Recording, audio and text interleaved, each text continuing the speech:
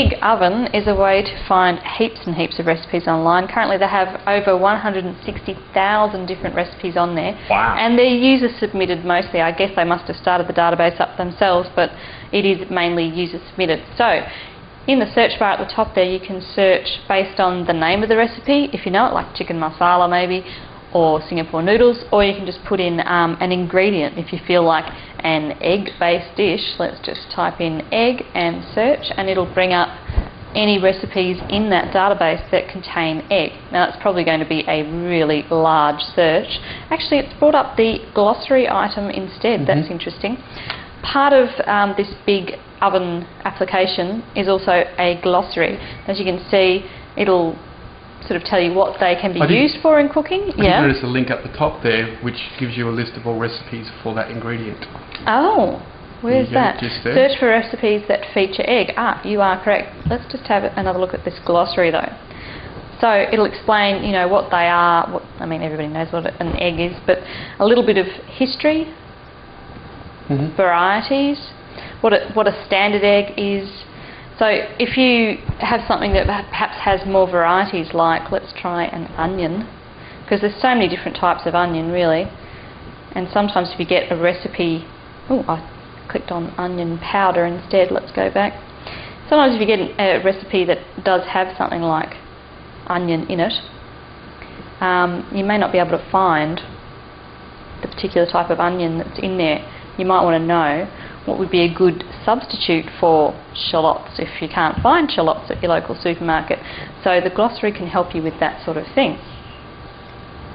See, varieties, buying tips, storage tips, usage tips, and substitution tips. So obviously this is just a database interface application really, which is accessing a application or a website that's already online. I imagine if you had a laptop in your kitchen you could also search this same database. Is that right? Yes, I mean this application is not a database that has been built specifically for the iPhone. It's simply a way of accessing that database on the iPhone.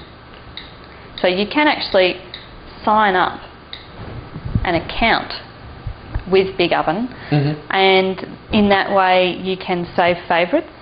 You can also sort of browse recipes and then tick them off to sort of go, yeah, you know, I might want to try that one later. And you can also submit your own recipes. So I'll show you what a recipe looks like. Bad request. Oof, that's no good. Let's try another one. Another Singapore noodles, not rated. Aha. One serving. Main ingredient pasta, cuisine, uncategorised.